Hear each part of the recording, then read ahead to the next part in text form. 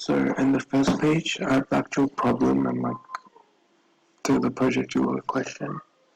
And so when you click submit, you'll get the solution.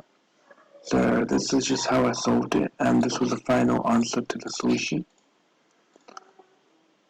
So in the index file, I have all the just the question and stuff, and a link to the solution page. So firstly, I made a function to work out the factorials of a number, and then another function to find the NCR, which is something probability. So basically, the factorials would like take the number and multiply it by descending numbers. So for example, the factorial of 3 would be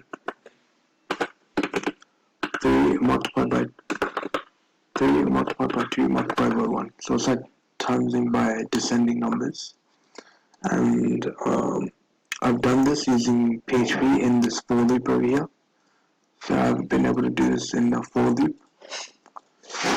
And so like when the value of I is less than or equal to value of n, it adds on 1 unit and then it multiplies by descending numbers using that. So then I made a function to calculate the NCR. So in this it uses the n and r values over here. And basically NCR is the selection of r elements from a pool of n elements. So it's something probability. So in this function we divide the factorial of n. We divide the factorial of n by the factorial of r and multiply by the factorial of n minus r using the factorial function made prior. So over here we first we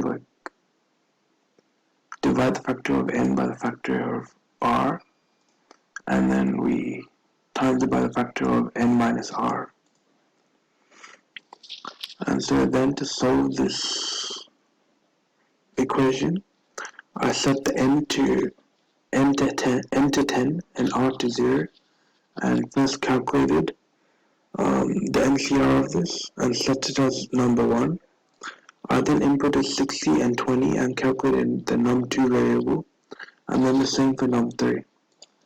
And so basically this is to find the probability for the selection of 0 balls from a set of 10 balls, and this is the probability for a selection of 20 balls from a set of 60 balls, and this is the probability of the selection of 20 balls from a pool of 70 balls.